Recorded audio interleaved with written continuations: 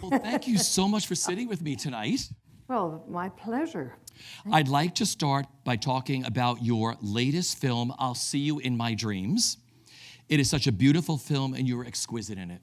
Oh, thank you. You play Carol, an elegant widow who re-enters the dating scene with the encouragement of your girlfriends. How did this film come about for you? Well, I've done a lot of indies, which I always love to do because they're always more relaxed. I think I've never had a real security about doing film because I started in theater and done theater most of my life, and I've always sort of abhorred the idea of the camera being right there, and you're limited in your physical freedom, and it's all a little bit, to me, a little bit like being in prison, or it was for a long time. And then started doing more of these indies, and which I grew to love because for instance, the crews, they'll always lean forward. They'll be your audience, they're very curious, they embrace the idea of being in a film that's not going to make any of us money, but we're there because we love it. And I've always been a supporter of independent films. And this is the first one where I was asked to do it and be in every scene. And I first said, oh, no, I can't. I don't have the stamina. How could I possibly be in every film? Because I'd been used to being a supporting player for for all my life, except on stage, where I've done some leads. So this young man, Brett Haley, who was only 29 when he wrote it, I don't know how many of you have seen it, but it's a lovely film, and in the fact that he had such insight into a woman who's going into the last chapter of her life. I thought it was astonishing that he had such sensitivity. And so I read it, and my agent said, well, I think you should do this. And I said, well, I don't know. And, it's every scene. How can I do that? I've never, ever done that. Film can be cruel. You look terrible, and you get, I don't sleep anyway. So 4 or 5 hours of sleep, ay. So, but I did it, and I was so happy I did it because everybody was there because they loved the script. The script, well, I don't want to get ahead of all your questions, but it was paired, all the stuff that could be schmaltzy and very sentimental. This young man, and those of you who've worked with writers know how hard it is for them to let go of anything, and especially if they're directing. They don't want to let go of any of their, words. So Brett was so courageous and great. He just slashed through a lot of the stuff that could have been really kind of hard to take as far sentimentally. The role of Carol came very natural for you, didn't it? Well, yes. I mean, I hate to admit that because it makes it seem more easy. But we all want to slave and work hard for the things we do, and I normally do. But he had written such a beautiful script, and I had gone through loss of. I don't know if you've seen the dog. That we lose a dog, and I've lost a husband way before that, and. A lot of things I could call on from in my own life. So, but it was mostly that script that just spoke eloquently. It just washed over all of us. I think everybody who was involved. Yeah. What was the best bit of advice? What was the best bit of advice that he gave you directing-wise during this? Was it just breathe, your director, for this film? I don't know if did he say that? Yeah. Oh, good. Well, I'm sure he did. I'm sure. He was full of good wisdom, and I mean, I remember meeting Martin Starr, who plays the pool guy in this, and I sat with Martin, and he brought something to the whole film with him, which was a sense of real peace and a wonderful feeling of just serenity. And I said to him halfway through our cup of tea together, "Are you a Buddhist?" And he said, "Yeah." So he brought that tranquility and that wonderful center of focus to the piece, and I think we all kind of gleaned something from him in that, as well as Brett, who he and Martin had gone off on Kickstarter and had interviewed a lot of people in retirement home who actually ended up being extras in our film, and they had wonderful stories and wonderful things to tell, and that's how. And I think he and he and Martin came together in that sort of one mind. Yeah. While they were doing that. Brilliant cast you got to work with in this those film. Girls. You know, we were going to shoot in Florida, and the budget was so low that they couldn't bring any of these people. We had June Squibb, we had Rhea Perlman, we had Mary Kay Place, Malin Ackerman, Sam Elliott with that wonderful mustache, which intimidated me at first, knowing that I was going to have to give him big kisses. And then, who else? And Martin Starr. Yeah. You know, Martin, if you know him from things like Geeks and Freaks, and Silicon Valley is very, very different and such a stretch for him in a way, and yet it's very much himself, his tender core. Yeah, so I thought I was being offered one of the bridge ladies at first. So I was astonished when they said, no, Carol, oh my God. And that was kind of funny. None of us could play bridge, and any of you who really know bridge would probably see that immediately. And Brett assured us that he'd shoot above it, that people wouldn't be able to tell. But we had a man come in and teach us bridge, supposedly, and all he kept saying was, no, no. And I said, you can't say that to actors. We're children.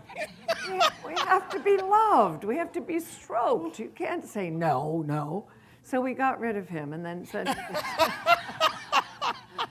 Great actors, and you shot this very fast. 18 days. I just finished doing a thing out in California. It was people who'd done independent films. Lily Tomlin, Olivia, wonderful girl in Meadowland. Thank you, See? Thank you. Anyway, we're a whole bunch of us, and everybody started comparing their shooting schedules, and it looked like I was beat. Until I think Lily said we shot it for $600,000 in 20 days. I said, we've got you beat. We shot it for $500,000 in 18 days. But that's a typical indie, I think. But we were all in it together, and you could not feel nobody was a diva. Nobody did anything but just work their tails off and have a ball. It was the happiest experience I've ever had on film. Yeah, I was going to say, did the 18 days fly by really fast for you? Oh, yeah. I never slept, but I had a good time. Now, the musical number you see in the film, which is gorgeous, Cry Me a River, was not what you were originally going to sing in the film. This is the great thing about movies, which I learned from this. You were going to do Karen Carpenter's Superstar, right? You know, I'm being an old jazzer from the 60s, and I went to Bard College, and we had a jazz group, and that was one of the songs I did, was Cry Me a River. And they said, Karen Carpenter, what was it? Superstar. I said, I've never heard of it. I felt really stupid. I'm very, very, I'm just not up on anything that was popular in the 60s and 70s. I just was into jazz. You know, I was a friend of Bill Evans, who was this great jazz pianist, and that's all I wanted to do. But I was too chicken to go after that. Yeah. No, because I think the writer originally wanted her to do the Superstar number. When they went to get the rights for it, they realized it was more as expensive as it was to do the movie. Oh, that's true, too. Yeah. One of the reasons they were so happy that I came up with Cry Me a River is that I don't think they had to pay anything. Yeah. Or if they did, right? That's indies, you know? Yeah, totally. Do you think that films are finally taking a risk on an older generation? Yes. I mean, I haven't... You know, people ask me all about the history of film. I know nothing, really. Yeah. My kids know a lot more than I do. I just know that that it's gotten better in general. I mean, look at all those ladies who are doing things at Maggie Smith. Well, it's Maggie Smith. It's a whole other thing. It's Maggie Smith, and Vanessa, and there's brilliant actresses, and Helen Mirren, and they're all doing great three-dimensional roles, and people like me who are not stars have an opportunity to do these three-dimensional ladies in the independent area. Yeah. So I'm very grateful for that. Yeah, and Lily Tomlin was talking about that the other day, that to have the role she has in Grandma is such a gift. Sure. I have to say, this is my 50th, not expecting applause, but it's my 50th year in the business, and so for me, the attention this film has gotten is more than enough. It's my celebration of my 50th year. So, no. That's wonderful. I'm just happy about that. Sure. Yeah. Like I said, beautiful, beautiful film. I want to go back to the beginning for you. Growing up, where did your love for performing begin, and what were your early creative outlets? Well, you know, like everybody, I think you would play characters with your brother and sister. I mean, I didn't have a sister, brothers. My parents were beautiful singers. They had lovely voices. My dad was known as the singing banker in Philadelphia. He would bank, but then he'd moonlight. And although he was so, I'm not unlike him in that he did a lot of strange things. He would, well, I mean, in that he never felt he was good enough. And I think, you know, a lot of actors, we have that thing, oh no, I'm not good enough, I don't deserve, I don't know where that comes from, except I grew up as a German Lutheran. That might have been part of it. Something to do with it. A little bit of that. But, but my father actually, during the Depression, came over and auditioned to be the MC at Radio City Music Hall. He got the job. He went back to the boarding house he was staying in. He heard these other tenors. He said, oh, they're all better than me. And he went back to Philadelphia. Isn't that strange? I mean, I understand it, though. Yeah. Very, very odd. But he had a beautiful voice. Mom and Dad did all the PTA shows. The Sweetheart, Sweetheart, Sweetheart, or the Jeanette MacDonald, Nelson Eddy films. He'd write the lyrics on his cuff because he couldn't remember them, and I have trouble remembering my lines. So I inherited that from him. I love that. I once did I have to tell you quickly because my daughter told this at this luncheon she gave for me. I did this pilot, we never went to series, thank God, where I had to play a doctor and learn all this doctor speak. Couldn't remember any of it. So as I was delivering this baby, the woman under the sheet had on tights, of course. And I said, do you mind if I just stick my lines in a card on your... I had my lines there. And then the baby, when the real baby comes out, they put cottage cheese and stuff on it. I said, don't let the baby touch my cards. And at the very end, I had to give orders to these two nurses, and I had cards on their heads. And when I turned, I had to tell them what to do with the baby. I was so happy that series never got picked up. I'd be dead by now, for sure. I'd love to see the outtakes of those scenes. Terrible. What was the defining moment for you when you said, I want to be an actress and make a living at that? Do you remember that moment? I went to Bard College, and June Squibb's husband was my acting teacher, Charlie Kakisakis, who everybody joked his name meant cheats at checkers in Greek, but it didn't. He was a wonderful teacher, and we had three great teachers. One from had taught at the old Vic, another Neil Mackenzie, who was very, very, very precise about knowing what you do when you're running, you're getting chased, go for your keys in your pocket. And, I mean, things that were just technical. It was a wonderful training, and I just fell in love with it. I loved escaping. I loved getting out of whoever this is and jumping into another persona. The minute I had the right shoes on, I felt I was the character or working towards the character. It was just, I think it was just that liberation of oneself, from oneself. How do you work on a character? I've spoken to a lot of stars here. Some work outward in and some work inward out. How do you work on a character? I think each role is different. I think when depends on when I played real people, as you mentioned, Mrs. Mrs. Gehrig? Mrs. Gehrig, she was a character. She came in, I guess she didn't like the way Teresa Wright played her in that beautiful film with Gary Cooper about Lou Gehrig. I've forgotten the name of it. But she came in to meet me. I was doing something over at BAM, and she said, now look, I was never a sweet young girl. Sweet young thing, so don't play me like that. So she was really tough. And so when I did this just TV movie I did with Edward Herman, it was, she came back and she said, well, you did it. I mean, but she was a tough egg. Yeah. So, you know, I find when you're playing somebody who's lived or is living, it's much more of a responsibility. It's harder. You know, I want to talk about one of your first roles you had was Michelle in the 1967 musical Mata Hari, which is one of the most infamous flops of all time. The poster hangs on the wall of Joe Allen's. We're all fascinated by this show because there's so little out there about this. It was Marissa Mell was in it with Pernell Roberts. David Merrick produced. It closed in Washington.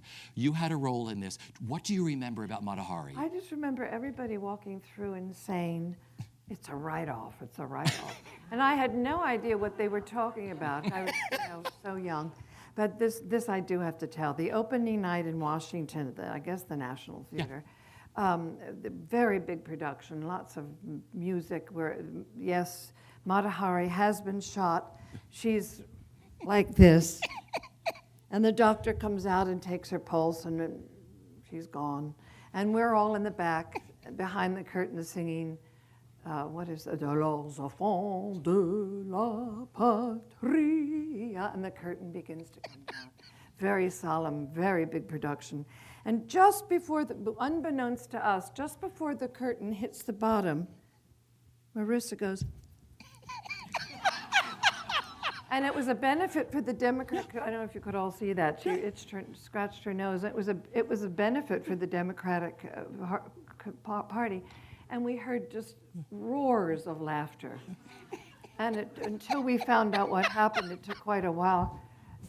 And apparently she said, "I couldn't help it, my nose itched." She's Swiss. Poor dear, I never heard about her again. Maybe that was it. I don't know if she worked again in Switzerland, but isn't that something? But everyone talks about, And the producers was playing at the same time during the day, the first producers. So this is 1967. Yeah. So we during the day after, when we knew we were a flop and we were going to close, we all would just go to the producers and roar because it was, you know, that was a write-off too. Then you realize, oh my God, that's what Zero Mostel and Gene Wilder are doing. But I wonder that's the first time I've thought. I wonder if, and you know who one directed it, Vincent Minnelli. Vincent Minnelli was the director. Jack Cole was the choreographer. I mean, it had Martin Charnin. I mean, there was some great people. Yes. David Merrick was the producer of the show. Right. Yeah. But everyone said that Mr. Minnelli directed it as if he was on a dolly moving out because he'd worked with Pernell and Marissa on this very small scale. But I often wonder whether somebody put her up to that. Maybe they really wanted it to close quickly. But it could have had the producers a reverse effect too, couldn't it? But I'm sure for you, like, oh my God, I got a big musical. I'm going, Vincent Minnelli, Jack Cole, I'm going to Washington, and then that happens, right? Well, those early years in New York, you became a part of the Repertory Theater of Lincoln Center, which was under the direction, is it Jules Irving? Yes. Yeah. How did that shape you as an actress those years? Well, the first thing I did there was a Molnar, I think. What was that anyway? It was great to be part of a repertory company. It was Summertree, I think, was the first thing I did. Yeah. And when we worked on... You did Cyrano de Bergerac? Yes. The Miser? And I was running upstairs. I was doing downstairs in the Mitzi Gaynor. No, the Mitzi Newhouse. I call it the Mitzi Gaynor to the Mitzi Newhouse. I always do that. I run from downstairs to upstairs where I was a nun in Cyrano. Yeah. And then I take off the habit and run down or actually finish Summertree and run up and put on my habit.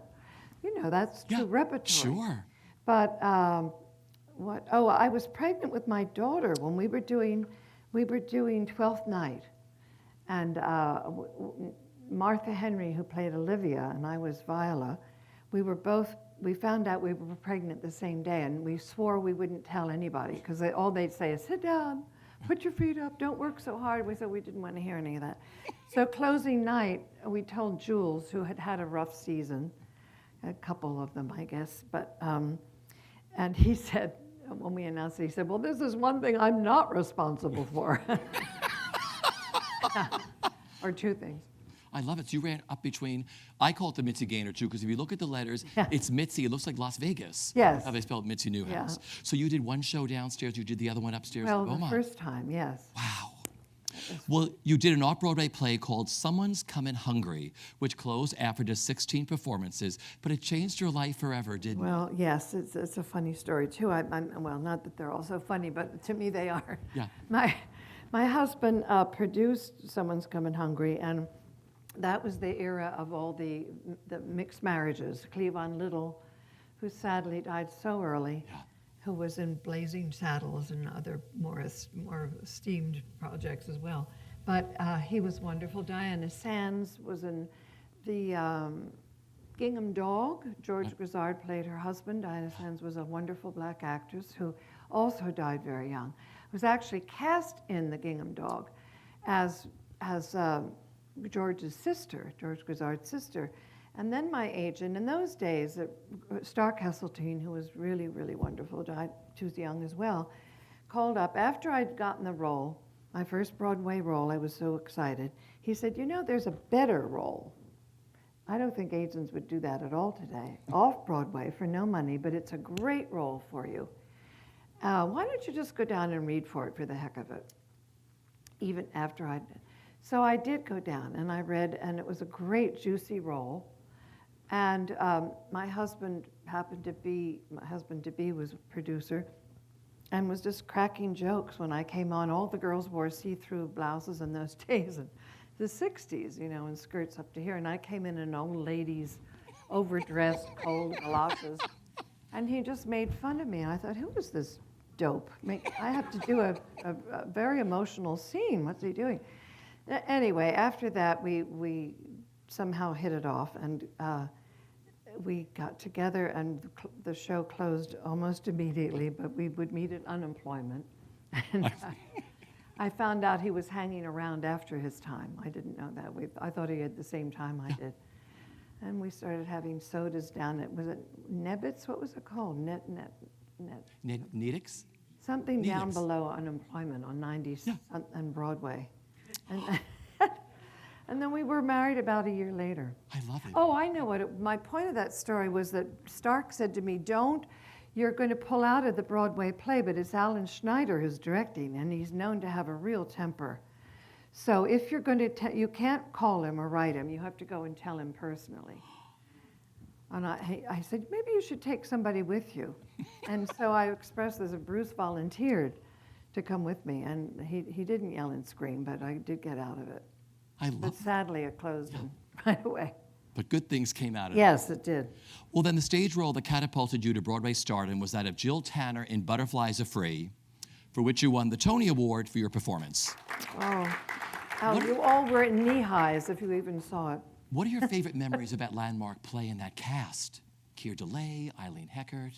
Well, it's wonderful, wonderful memories, but I have to tell the one memory that was stupid on my part, but after I won the Tony, I came back on stage that night, and I had a very intricate entrance. I sort of did a somersault and flopped over, and I came in, and they applauded, and they completely messed up my entrance. And I was a brat. I was so ungrateful. I thought, oh, this is for the birds. I'll be hot today, I'll be cold tomorrow. What's the big deal? And I just decided I wanted to go and have babies, which was ridiculous. I mean, I just, something about the whole being lauded for, and have my entrance messed up. Wasn't that silly? But that's how I felt at the time. Yeah. But we all look back at things. You never know what happens during these times. No. But you had a great cast. Keir Delay. Yes, Eileen Heckert. Yeah. Paul Michael Glaser. Yeah.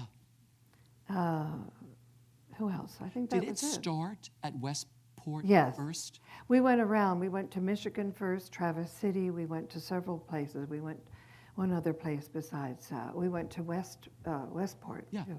Because I saw pictures in their book, and I was like, did it start there? Yeah. Before you came into New York, you went on the road with it first. Yes. Wow. Well, your first film was To Kill a Clown with Alan Alda, which you had worked with throughout your career. What do you remember about your first film? Was it scary for you? You know, again, I don't want to be so negative about everything, because I'm very grateful for a very good career, and But that was a shock. We arrived on the Grand Bahama Island. It was a very good script, And the first thing I remember is the director taking the script and throwing it into the ocean and saying, we're going to improvise. And it was, Alan was brilliant. The rest of us didn't know what we were doing, and it was a disaster. So don't ever let a director do that. When you say yes to something that you love and is a good script, I've never had that experience, luckily, before or since. Or not before, because it was my first film. Yeah. Have you done a lot of improv since then? No. I know a lot of people don't like it at all. They'd rather just have, I want a script, and I want a director, and I want a role, as opposed to... No, well, Brett, in our film, it was because we had such a tight schedule, we had to shoot and get on to the next scene. Sure. But if we were within the amount of time, he'd always give us a freebie, I think he called it, or have fun on one, and then we could kind of horse around a little bit. No, it's good to throw things in. I mean, in our film, you want to be in the moment, and if something comes up, you can say it. They can always cut it. Yeah. But I'm not wild about it. I like to have a good script. Yeah. One of my favorite all-time movie musicals is 1776, where you played Martha Jefferson opposite Ken Howard's Thomas Jefferson. Memories of that and singing he plays the violin on film. That's Howard Da Silva. William Daniels. William Daniels. It was wonderful. I was actually replaced by someone. I think someone had a drug overdose or something. So I was told to show up, and I had just finished Butterflies Are Free and was very hoarse. So I didn't do the best singing in the world, but I had a wonderful time. I just remember the gowns were so big that I wasn't allowed to sit down. I could only have a leaning board. So it was hours on end of leaning, but you was not allowed to sit. And I had no bosom at all. No, not that I still do, or do now, after nursing 2 children a little bit. But they had to put on about 10 pairs of falsies to even get any kind of cleavage. So it wasn't very comfortable between the huge dress and the bra. I'm gonna have to watch it again this week. I'll look for that. But I just love that musical, like you said. It was William wonderful. Daniels, Howard Da Silva. I mean, just to do a Hollywood musical, I would think, right? Oh, it was really fun. That was my one and only time, but it was great. You've appeared in 2 films based on the novels of Pat Conroy. The first being The Great Santini, magnificent film where you played Lillian Meacham opposite Robert Duvall and Michael O'Keefe. This is one of your favorite films, isn't it? Yes. What made that so special? Well, it was the first time on film that I got to play a 3-dimensional woman, and to play with Bobby Duvall, who was that was 16,000 acting lessons right there. He was just so immediate, so into it. There's one scene where he attacks the family, comes in very drunk and grabs me by my robe and sort of slammed me against the kitchen table, and my head bonked for a second, and the sound man was above us with a microphone and yelled, "Cut, cut," because he thought I'd been knocked out. Well, I hadn't, and Bobby was so he always called me Blythe, Blythe, Blythe. Are you okay? And I said, yeah, Bobby, I'm fine. And then he sailed into the microphone man. Don't you ever yell cut? He was so in the moment. But I adored him. He was just extraordinary. I had to have a very strong emotion when the son is being, he's on to him, jealous that he's winning the basketball game, and I had to yell something, and he took the basketball and just threw it at me very hard, and I was very grateful that he did, because it's a little bit like working with Chris Walken, who I would go anywhere to work with, because Chris, but Chris being a Hofer in the beginning, a song and dance man in a company, always has an eye, no matter how far out you think he's going, he always has an eye on you. And he's always protective, because I think growing up or beginning as a person in a company and as a dancer, you always have to know what's going on. He's very generous. But when we did Streetcar Named Desire up in Williamstown, which was actually a far better production than we did in New York. Sadly, even though we had a great Stanley, they wouldn't let Chris do it in the city, because Marie Saint-Just, who took care of Tennessee's, what do you call it? After Estate. Estate, thank you. Wouldn't let, he said, no, it can't be a younger Stanley. It has to be someone, it can't be an older Stanley. It has to be someone younger. So we sadly lost Chris, but he was so wonderful. He never wanted to rape me every night, so I used to have to say, no, Stanley. Sort of push myself into him. But he's just fabulous. Yeah. The other Pat Conroy film is The Prince of Tides, where you played Sally Wingo opposite Nick Nolte, working with director Barbra Streisand. Barbara, I would also go anywhere to work with. I think the directors that work as directors with actors when they're actors are priceless because they know exactly what the actor has to go through. And there was a difficult scene, and I never was good at emotion on camera. I was still terrified of film back then. And she worked so tenderly and kindly until I got that scene right. Yeah. So she's wonderful. Her reputation as being difficult is just, I don't think is valid. She stood up to this difficult crew of men. I think they were sort of out to test her. She never lost it. She was always a lady. I have great admiration for Barbara. It's such a beautiful film. Yes. Scenes you have with her and with Nick Nolte, the beach scene that we saw here. Yeah. I mean, She's wonderful. Yeah. Nick was a good experience. And it was back in my beloved Beaufort where I've done 3 films, and I still have dear friends there. But sadly, they took away those tax enhancements or whatever they call them. There? Yeah, South Carolina, I think they shot a lot of the one Tom Hanks did that was so great. Forrest Gump? Yes, they Yeah. did that there. And they took all those, I don't know how that happens, that they take them away from some of the best spots. Sure. Shoot, they're very rich visually. The Low Country is beautiful. Yeah. Oh, the scenery in all these films, just beautiful. You've appeared in 3 Woody Allen films. Yes, cut out of most of them. So I was going to ask you, how was it like? Does he do improv, or is there a script for him Oh, too? no, Woody is very precise, at least when I worked with him. I'm sure others may have other experiences, but he's funny in that he'll tell you just exactly the way he wants it, and then I would say something. I used to say, I know I could not do something, and he'd say, no, I couldn't.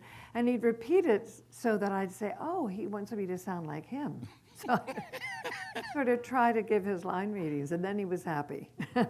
Was it easier, or was it all different every time you worked with him? I mean, I know there's different scripts and everything else. No, I just remember it all being somewhat similar. He's terrific. He's just, what you do with Woody is you get sent home if the sun comes out. Yeah. He likes everything to be like it is today. That lighting. Yeah, sure. Yeah.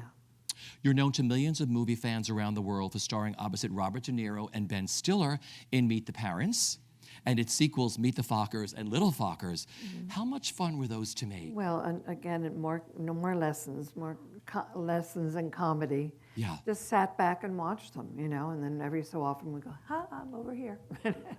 I loved them. It was a lot of fun. They were hilarious. Yeah. And so abandoned. It's great to see people be so free. The comedy, I think, just lends itself to that with these guys. They they loved it. They had such a good time that's what is infectious. Sure. For over 40 years, you've been a regular performer at Williamstown Theatre Festival. Mm-hmm. Yeah. Well, not 40. I think 20 altogether. But you still 20 off and on. I'm still around. But I know. But 20 years of performing. But you went up there in, I think, 74. Yes. Was your first. So I just think that you're there every season. Oh, right. Or, But I mean, so for over 25 years, you've been a regular performer there, and you're on the board of directors too up there. I'm emeritus now, yeah. What makes Williamstown so special? And you also worked with the great director, Nikos Sakaropoulos. Yes. Oh, he was. Yeah. He was really extraordinary. Well, again, he was able to attract actors who were just hungry to do the Chekhovs and the Williams and the Shaws and, the classics. And you do them in record time. At least when Nikos was there, we did them in 3 weeks, sometimes less. And so we're all flying by the seat of our pants. And again, as you're doing with an indie film, you're just, everybody's just holding on for dear life and entering in the wholeheartedly. And it was great for my children. They grew up there every summer. I remember Gwyneth was not even 3 when, I think she was not even 2 when we did The Seagull, and that difficult speech Nina has, men and bees, lions, eagles, partridges, antlered deer, fish swimming in the water. You know, that first Nina speech, she knew it way before I did. And still, you know, like that, and I'm still playing catch up with the lines. It's a great place to work. It's a wonderful place to work. You know, Olympia Dukakis, Diane Wiest, John Benjamin Hickey, Chris Walken. There's on and on and on. It's very interesting to see all the young actors too, and the middle-aged actors who are now doing everything. Bradley Cooper, they've all been there.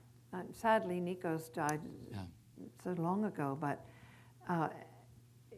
somehow it's managed to keep its heart. Yeah. I'd like to get into some of your highlights from your illustrious stage career. Just tell me what comes to mind, a quick story or a favorite memory. Blanche Dubois, you started to talk about, because I didn't realize you did it up there first at Williamstown. We did it there. Sigourney was my little sister, which is pretty, I mean, she is young enough to be my little sister, but she's so beautiful and tall. Chris Sigourney, yes, that was very special. When we did it in New York, it was at the Circle in the Square, and I think it's a proscenium piece. I'm not trying to pass the buck, but I do think it's a film, it's a stage that you have to have a proscenium, and it's very difficult to do that play in the round, I think, or even partially. Aidan Quinn was wonderful, but he was young, you know. Yeah. And Frank Converse was with you, and Frances McDormand. Yes, well, Frances was my little sister there. She was extraordinary. How challenging and how rewarding is the role of Blanche? Both. Yeah. Hand in hand. I don't think you could really say more about it, that Nikos really was a taskmaster. He didn't want delicacy, and in some ways it was good, in some ways not, but he always said, never feel sorry for yourself, and Blanche could, you know. Yeah. He was always saying, you must just go right into the fire. What I love about that play is there's a perfect arc between the acts of where Blanche goes. Yes. I've always been fascinated with that play. Yeah, it's a gorgeous, probably his most wonderful. I mean, so sorry. Probably my favorite of all of his plays. Yeah. Betrayal by Harold Pinter, directed by Peter Hall. I loved that production. You played Emma opposite Raoul Julia and Roy Scheider. Yes, and playing, oh gosh, well, they're both gone. It's a hard, oh God, everybody is. Yeah. So as I said, it's so sad. I'm writing condolences, many more condolences than birthday wishes. It's sad. So many great people are gone, but Harold directed us a lot. But Peter Hall had to go back to London for certain things, and what I loved about being directed by Harold is that he really allowed us to let all the underneath rage that was he allowed it to get out in rehearsal. I kept wanting to throw a book at Roy Scheider, who was just needles Emma, that character. He finds out she's having an affair with his best friend, Raoul, and he just needles her, and she finally realizes what he's on to, and it has to sit on it. But Harold allowed us to really let it out, so we knew what we were sitting on, whereas Peter didn't allow that. Yeah. We had to be very British from the start, and it was great. And Raoul, it was like playing ball every night. I never knew where it was going to come from, and we just always surprised each other. It was a lot of fun. He's a prince. Yeah. And Roy was wonderful. I was going to say, to be directed by Harold Pinter, the man who wrote it. Yes. Was just so exciting. I mean, no one has better insight to the piece than he does. Yes, exactly. And the only real director that I remember that he was strict about was, there's pause, pause, pause throughout all Pinter plays. Yeah. And there's usually 1 or 2 silences.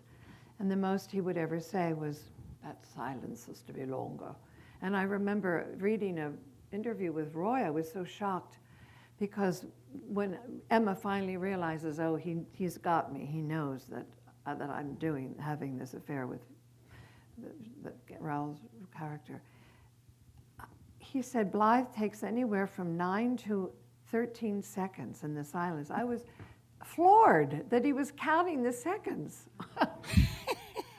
But that's how long the silences were. Brilliant, brilliant production. You've done a few shows for Roundabout Theatre Company. Moonlight by Harold Pinter. Yes. What was it like sharing the stage with Jason Robards? There was no more generous, wonderful person than Jason. You know, was terrified that first day, and he just embraces you. He was just extraordinary. It was such a thrill to work with Jason. I'll never forget the first thing when I saw Colleen and he do.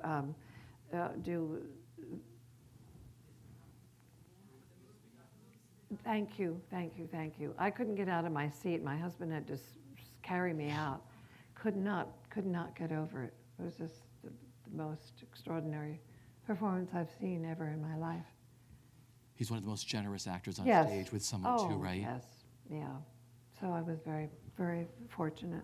Was Harold around during that too? He came over at one point Yeah. and saw it, and he was also very generous. Yeah. Wonderful.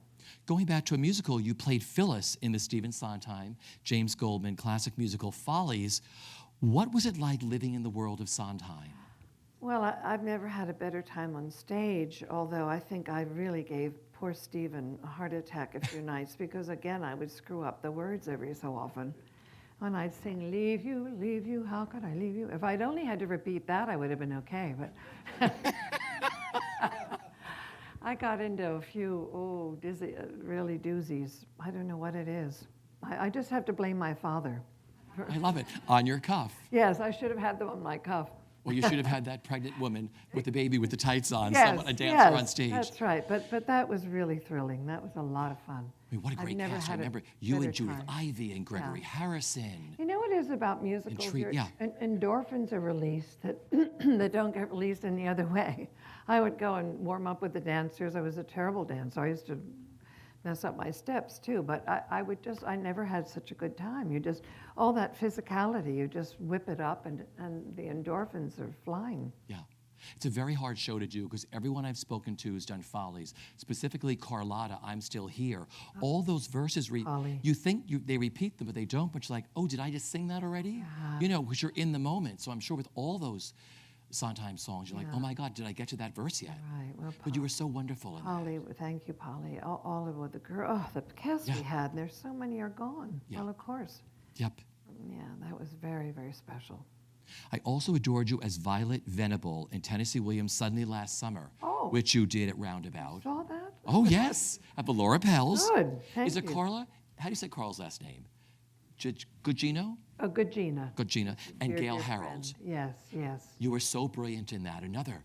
I loved that outfit you wore for her. I mean, did you like playing her? Was she a challenge? Yes, yes. We went down, that was one time when, oh God, who did the sets and the costumes? A brilliant, brilliant, brilliant. Santo? Thank you. Santo God, Lacoste. will you come wherever See? I go? I need you.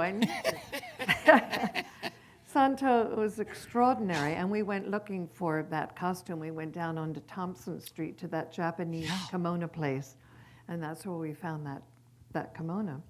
And he did a beautiful set. Yes, that was a great experience. Is it a challenging play to do? Yes, yes. Yeah.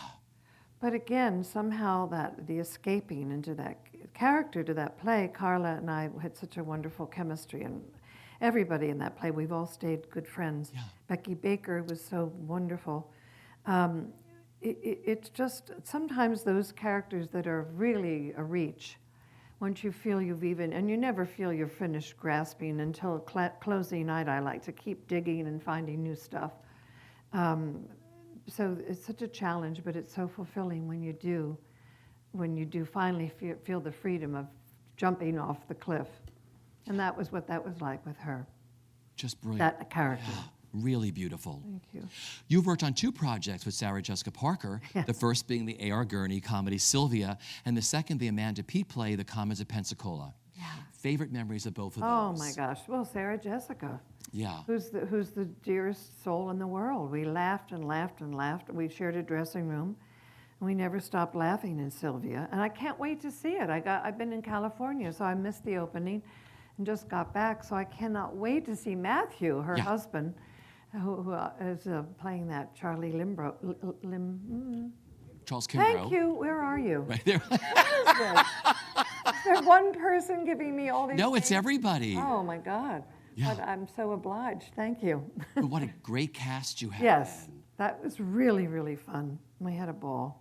And then there, of course, is the Amanda Peet play. I love The Commons of Pensacola. I did too. Yeah. I don't think a lot of people did, but we sure had a ball. See, everybody I knew who saw the show, I mean, it was loosely sort of based on a Madoff-y kind of story. The girls, the daughters instead of sons. But that again was a ball just to dig into Ruth, or the Ruth-like character. And Sarah Jessica and I felt so comfortable together that we again could. That grew quite a bit from the opening, and we jumped off jumped off the cliff several times. Yeah. Sometimes you don't know where you're going to fall, flat on your face or on your feet, but it's great when you finally feel that freedom that you can try it. And you just really do trust one another. Sure. It's a great play, too. I think this was Amanda Peet's first play, and what a beautiful, beautiful play. I'm so glad you liked it. Oh, yeah. You were mesmerizing in Donald Margulies' play The Country House, playing an actress, Anna Patterson, for director Daniel Sullivan. Had you worked with Daniel before? We were friends from the time of Lincoln Center, long, long, long ago, but no, I had never. We had done a reading of a play that he wanted to do. It never happened, but Danny's one of the greats. And yeah, that was a lot of fun. I think, it was very close. It was about Williamstown, and it was some people felt it was too close to the Chekhovian, but I think Donald Margulies did a fantastic job. It was a ball to do. We did it first out in L.A. at the. Now, don't tell me. Don't tell me. That wonderful one in Westwood. Thank you. Geffen. Oh boy. Yeah, we worked out on it there, and then we brought it to New York. And another dynamite cast. Yes. You had to work with there. Right. But I love his writing, the way he writes characters, Donald. Such a beautiful, beautiful writer. I understand you have a wonderful mantra that you say right before you go on stage. Oh. Would you repeat it? Let the play wash over me, us, take us along. That started when I did Betrayal. Yeah. Because I think in all of these great characters that are written, and Emma in Betrayal, it really felt like every woman, not unlike Carol feels to me, because written sparsely enough that you can really project your own suffering or whatever you're going through in life into those characters. And every night I felt like every woman in that audience, if she wasn't tempted or wasn't having an affair with another person, being married, there was identifying that longing, that loneliness sometimes you feel in marriage. Marriage goes like that, and there are those times when you do feel, if you're not communicating properly, you're feeling lonely. And so Emma, to me, really captured that so wonderfully. Yeah. And I just felt such empathy with every woman, everybody in that audience, men as well. But I'd never felt more empathy with an audience, and that was where I could just let it wash over me. Take me with it and take them with us, bring them to us. It must be amazing when you finally come out of the rehearsal room and you're put into the theater for the first time and you have that extra character, which is the audience. Yes. Changes everything for you, doesn't it? Absolutely. You wait for a laugh, which is a terrible thing to do, but you also have to sense when you come in, but you don't come in. And it's a challenge every night, and a wonderful. To me, it's the most gratifying thing about acting. That's why I love theater so much. Yeah. I heard that James Earl Jones and Cicely Tyson, who are doing the Gin Game now, they didn't run the show straight through it all till their first performance. And I spoke to the director, Opie, and I said, Richie, I feel like I'm either the worst director or this is really good. They ran all the scenes, but they didn't want to run the show in its entirety until the audience was added into the mix, because they said that will then set the tone of where we have to go. And there's so many laughs in that, too. And they didn't realize, so they got it in front of an audience, how funny the show was. But isn't that interesting? They didn't run the whole show until that first Very. performance because they said that's when this show will take on what it needs to take on. Yeah, the only other time Yeah. I've heard of that, I worked with Chris Walken, and one of the times we did Love Letters. Yeah. And Chris did not want to do the very last scene where that character falls apart and weeps.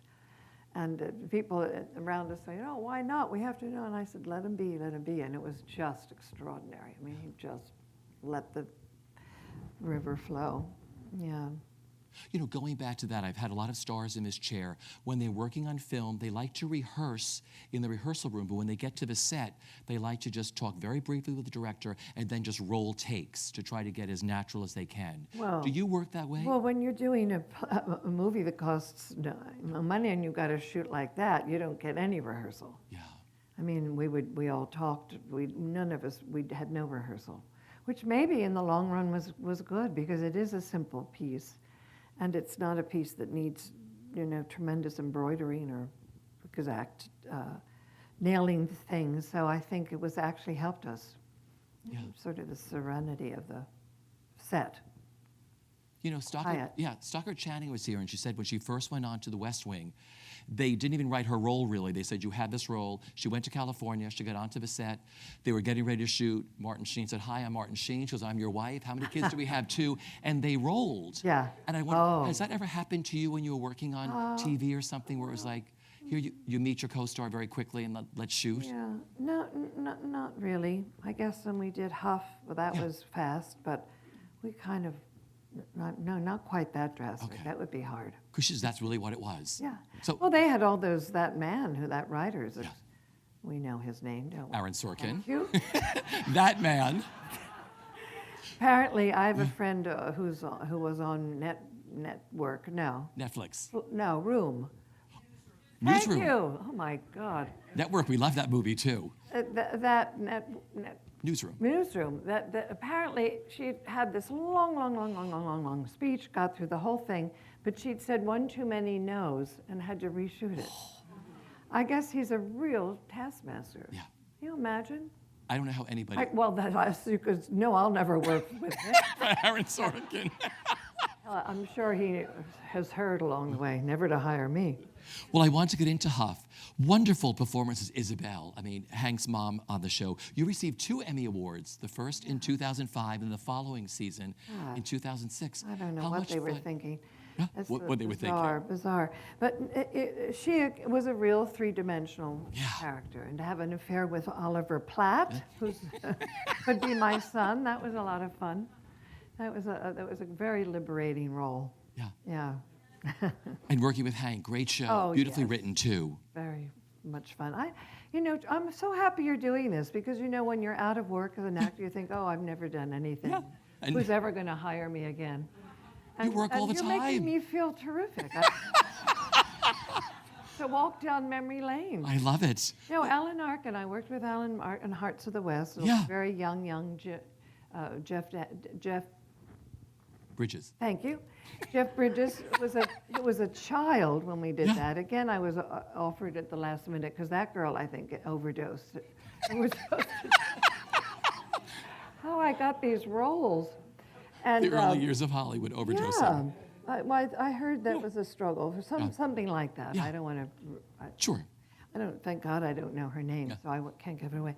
But that too, and Alan said, all he kept saying the entire time we were working, I'll never work again, I'll never work again, I'll never work again. And I think actors feel that. You're in a movie or a play, and the other one's not waiting for you. You think you'll never work again. It never changes, does it? It's terrible. We're babies. Yeah. Well, We're big babies. I want to go back to some of your films. For Merchant Ivory, you did Mr. and Mrs. Bridge opposite Paul Newman and Joanne Woodward. Yes. Yep. Playing Grace, the best friend of Joanne Woodward. What is the world of Merchant Ivory like to live in? I thought it was extraordinary. I knew Ismail and Jim from earlier times when they'd asked me to work for them, but I was having a baby. I couldn't do the one they'd asked me to do. It's great. Again, it's very, it's low budget.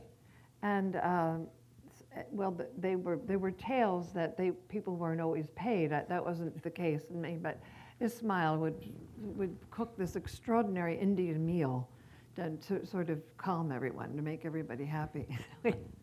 But they created beautiful worlds. I mean, they were so, when you think of, they would often get people, just friends to come as extras. They would just, I don't think they even paid the extras. It was just, come and I'll make a big, wonderful meal. They did several films like that. Yeah. But playing with Joanne, Yeah. and I played Grace, who commits suicide after that. It really just, you know, poor woman who distraught. And when I had to fall into Joanne's lap and at her knees and say, what's it all about? Why are we living? Why are we here? It was just, she was just so extraordinary to work with. Because to me, acting is reacting. I don't know how people do one men shows. I admire them tremendously, but I don't think I could ever do that, because it's what you get from you. It's what you get from your partner that makes acting to me. I'm very full of admiration for people who do it. Because Vanessa Redgrave said when she was rehearsing in the room, it was just her and David Hare, and they put cutouts, cardboard cutouts in these seats. Oh my God. Coach said, I have to play to something in the rehearsal room. Oh my. You know, and she would eventually look at her over there because she was cut out number 6 or whatever else. But it's like, who do you relate to? Who do you react to, right? It takes a lot of courage. Yeah. Great actor, of course. If anybody should do it, she should. So you've never wanted to do a one-woman show? No. Okay. I did a reading once of one where I had the script, thank God. Because that's another thing. I think I'd go up, I'd have to have things pasted everywhere. I'll have to look at your co-stars now to see who's walking around with stuff, you know. Now, your 2 greatest productions are your daughter, Academy Award winner Gwyneth Paltrow, and your son, director Jake Paltrow. Writer-director. Writer-director. I saw his new documentary. I was telling her backstage, De Palma. It's about Brian De Palma. It's receiving great reviews, and it will open in 2016. So look forward to this. Really, really wonderful. He also did a wonderful film with Michael Shannon called Young Ones that he wrote and directed. Yeah. And the Guardians gave it 4 stars and said it was the best of its genre since Mad Max, the first one. Yeah.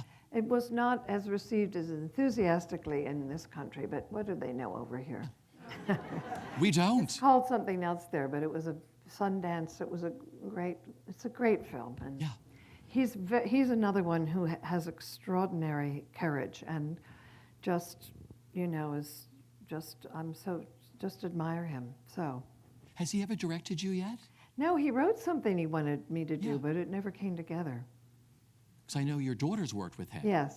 But you never worked yet with your son? Not yet. All right. I hope I will. That'll be your next job that comes your way. When We'll get the phone to ring. But you worked with Gwyneth on stage and on film, including Sylvia. What was that experience like? This daughter of mine, I'll tell you.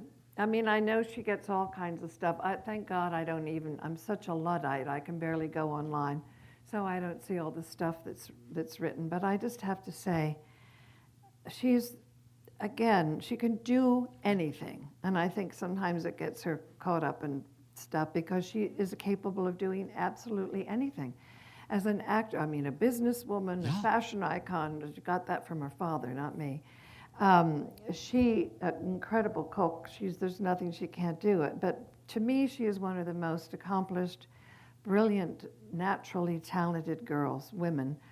I worked on a series with her called Cruel Doubt, and she became, I had to do off-camera lines to her, and she just gave me goosebumps. I didn't know who she was. I said, who is this girl? Oh my God, this is my daughter. She has that capability of going so into characters like no one I've worked with. And I think because it comes easily to her, she isn't as in love with it as I wish she were. And I do hope and pray that as the children get older, because she's an extraordinary mother, these kids are in the best shape of unspoiled, wonderful kids, even though they live this grand life. She has just worked so hard to be the best mother she can be, and she's certainly improved from my mothering, because I was always a little bit at sea, and I never had the patience that she has. So I'm incredibly proud of her, and I admire her thick skin, because you have to have thick skin to take all that she's had to deal with, you know, and to be as good as she is. But she's learned from the best. Like you said, you left to raise children. I think you come into the world as you're going to be. You know, Yeah. she's always been a bit of a rebel. She always knew who she was. Yeah. And I love that quality, which I never had. Yeah. But it was great, like you said, great working through. Sylvia is such a great Oh. movie, too, and all the scenes you had together. Heartbreaking.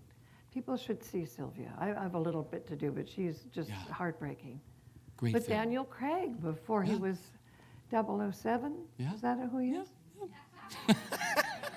That's I it. get the number You right. got the number right, yes. Congratulations, yes, you did. Another fun little movie you're in is To Wong Fu, Thanks for Everything, Julie Newmar. That was fun. How did that film Oh, come about my for gosh. you? Patrick Just Swayze? An offer. I said, Yeah. yes, I'll go to the cornfields of Nebraska. Scott Stockard had the lead in that. It was wonderful. Those guys, I especially adored John Leguizamo, all of them. But John, having come from the theater, really understood that Wesley Snipes, that was the only one I had a little bit of trouble with, because I had a close-up. I had a very small part, but I had a close-up. And he was on the telephone during my close-up, going through a divorce, and I looked at the director, I went, should I keep talking? So that was really bizarre, but he wasn't a bad guy. He was just having a hard time. But you know when and you're working... Patrick Swayze was Patrick Swayze. heartbreaking. Yeah. You know when you're working with theater actors on film, they're there for you 24/7, Yes, because John right? bawled Wesley out. He said, you can't do that to Blythe Danner. That was very sweet of him to rescue me. What attracts you to a project? Is it the script or is it a director? Does it vary? Well, first it's the script. If you're lucky, you know, for instance, with Brett, this is basically his first film cost $5,000. Put it on his credit card, and it was good, but you know, it didn't leave me breathless. But when I read this second one, I thought, oh, this is really beautiful.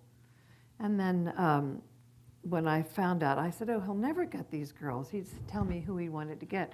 He's not going to get Sam Elliott on this tiny little film, or, you know, Mary Kay Place, and all of them. And he got every single one of them. So once they were all in place, I just knew we were going to have a good time. You know, I think this is where film is going.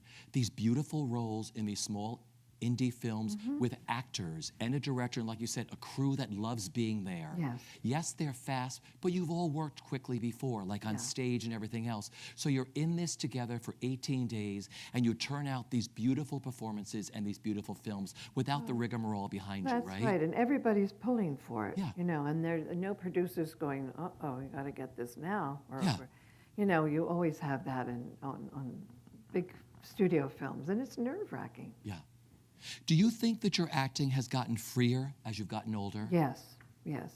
Certainly on film, Okay. and I think on stage as well. I mean, good God, 50 years, I hoped I've learned something. I better have gotten better in some ways, you know. You know, I hope. Ian McKellen was here, and he said the breakthrough for him is when he came out. He said, I always felt I was hiding behind something. And I could put it out there as an actor, but he said, when I came out, it freed me that I could do anything on film and stage. Wow. And that was a breakthrough for him. Did you have a breakthrough of any type at any time that, you know? I think it might have been when the kids were finally on their own. Yeah. You know, you worry so as a parent. And all you hope is that your children will find their passion, something that they love to do. And the fact that they both did was, for Bruce and I, a godsend, you know? Yeah, then I didn't feel guilty about going away. Yeah. I often would, if I had a really great au pair girl or a babysitter, usually when I was offered a great role, I wouldn't have a good person, so I never went away.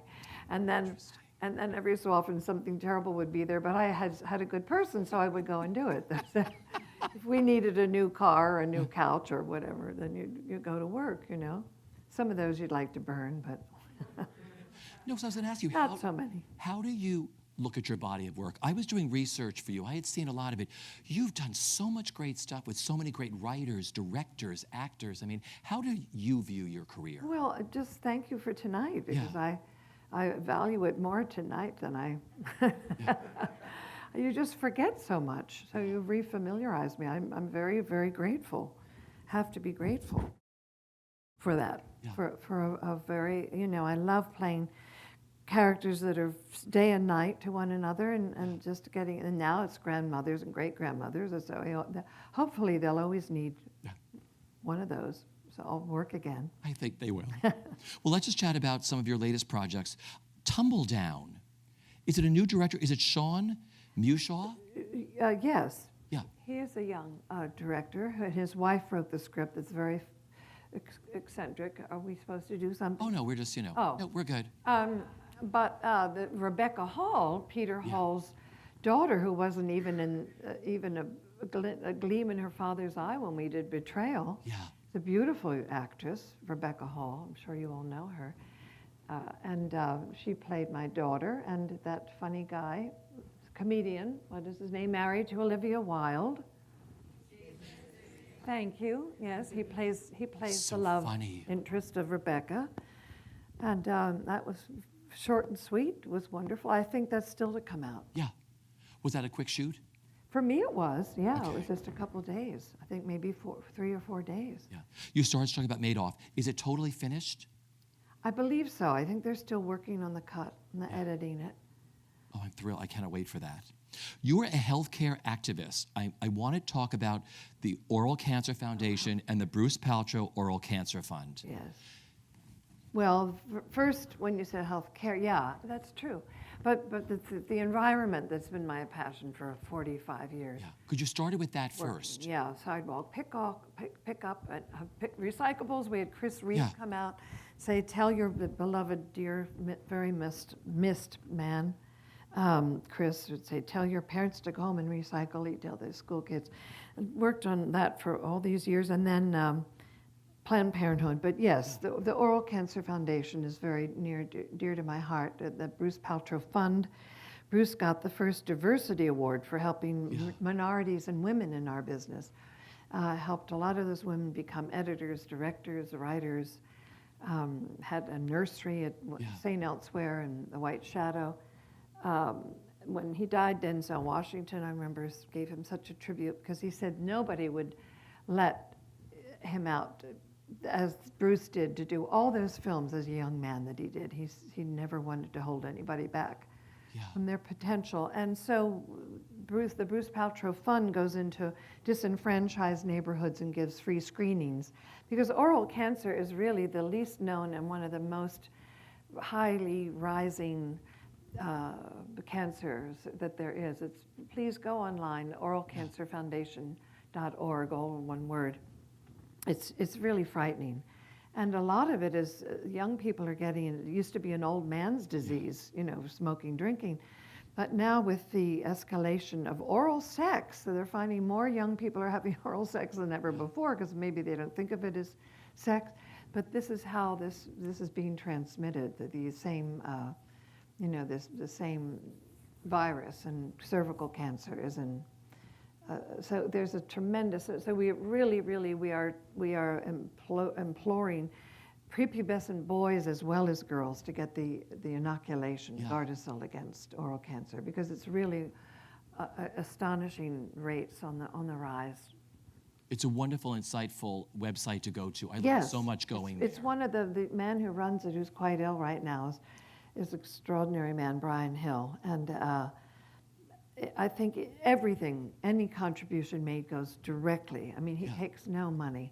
I don't know how he's kept it going. Yeah. It's very highly lauded on the, there is a specific site for the rating of these different. Sure.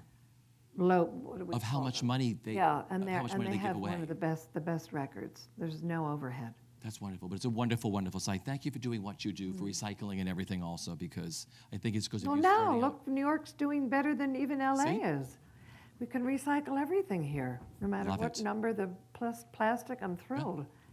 Years ago, there was nothing. Totally. We have a few questions from the audience. Someone asked, are you active in creating new scripts for yourself? No. Okay.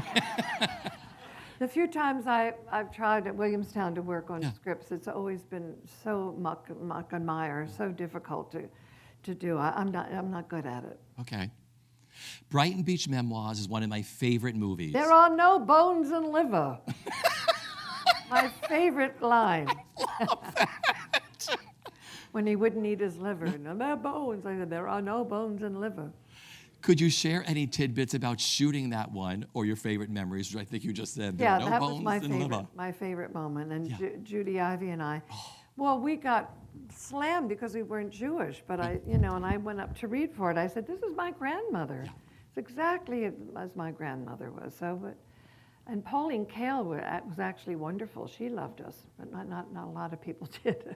But the audience did, and that's the important Yeah. Oh, thing. and Jonathan Silverman was perfect. It was a lovely, lovely movie. I just meant we as, we got criticized. You should be able to do it. Actors should be able to play any role. You're an actor or you're an actress. Yeah. You should be able to take it. But it's a really fun film. It's Gene a really Saks nice. Gene Saks. Sadly, was also gone. I know. Yeah. Great, because he started out as first an actor, then a stage director, and then a big film director. And I would say to him, just give me a line reading, Gene. Because I mean, when I wasn't getting it right, I said, I'm not beyond getting the line readings. It's fine. And he was so funny. He'd go, taste like, give us, how to taste something. It's very funny. He was great. Well, they had it's in their DNA, all that stuff, all the little idiosyncrasies you do like in a film like that. Yeah. I loved it. Which performance platform do you prefer? Do you prefer theater to film or both, or why? I did until, I'll see you in my dreams, prefer stage to film. Yeah. But it's the only time. The first time I felt so relaxed on film and it was a joy to do. But yes, film, because you have the physical freedom you just don't have on stage that you don't have on film. Yeah. I notice your work, you always appear relaxed and connected with props. Can you talk a bit about how you stay relaxed on a set and how you work with props to create the sense of being caught by the camera's unawares? Boy, I don't know what you're talking about. Okay. It's nice to hear. But you talked early on about props. I mean, when you're working a scene, you seem so relaxed with working with props and everything else in a scene. Is that a lot of rehearsal you have to do to feel comfortable, like if you're working in a kitchen or making dinner or, making drinks? Well, you do have to, it has to get into your muscle memory and you have to do it over and over and over again, yeah. It's also a good way to remember lines. I pick up the coffee and when I'm saying Katie or something, try to marry the thoughts. No, because some people are really good at that, and some people when aren't. did I ever say Katie? I must have stuttered somewhere. It's your next I don't know film. what, I'm sorry. This is a long session, but I'm enjoying it. But my brain is. We have 2 more to go. That's it. Here we go. I loved your work in The Seagull. Can you talk about your relationship with the work of Chekhov and how it impacted you as an actress? I did The Seagull twice. Yeah. I did it first with Frank Langella and Lee Grant as Arkadina. I played Nina with Nikos directing. It was, Kevin Conway? No, Kevin McCarthy. McCarthy The other played Kevin. Trigorin. Olympia Dukakis and Louis Zorish, her husband, were wonderful. Paulina and Dr. Zorn, I've forgotten the name. Anyway, it was a great, great production. We did it on PBS too. It's in the archive somewhere. And then the second time I did it when Gwyneth played Nina and I was Arkadina and Chris Walken was Trigorin. So we did it twice up there in Williamstown. What was it like revisiting it this time around with your daughter playing the role? Oh, well, every night I would be off stage just drowning at her performance. She was quite young to play it, Nikos always said you really have to be 30 to play it, and she played it at 19. Yeah. And it was tough for her.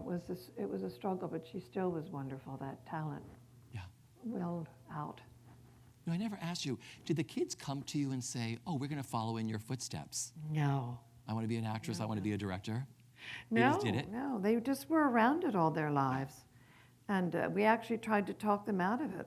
We said, this is this is not so easy. And we would get these reports, from when he was at Spence and doing, they'd say, oh, she could be a lawyer, she could be a this, she could be a that. And we tried to push her, both of them, away from showbiz because we just knew how tough it could be and we didn't want them to have any heartbreak. And Bruce and I had a good, tough skin and we loved what we were doing, but you never know what your children are going to be like, really. Sure. You wanted to be a nurse before you wanted to be an actress, did you? Well, I usually played a nurse. Back, my brother was the doctor. But I wasn't good at math or blood. Okay. Looking at blood. My final question for you is, what is the best bit of advice that you've been given, both personally and professionally, that you live by? Oh my goodness, just keep on. I know my husband always said that his favorite poem was Robert Frost. He said, I can sum up in 3 words what I've learned about life. It goes on. Just stay in it. Just be true. As an actor, I remember reading a quote of Dame Edith Evans, I think, said, I never think about being great. I only think about being true. And I always took that very much to heart. Yeah. You know, there are times when you're not and you feel like you have egg on your face and you'd like to kill yourself, but you're always striving for the truth, to be truthful. That's all that matters. Well, I thank you for one of the most amazing evenings. Oh, how kind. You and I have spoken many times on the carpet, but to sit one-on-one like this meant the world to me, Blythe. Very Ladies nice. and gentlemen, Miss Blythe Danner.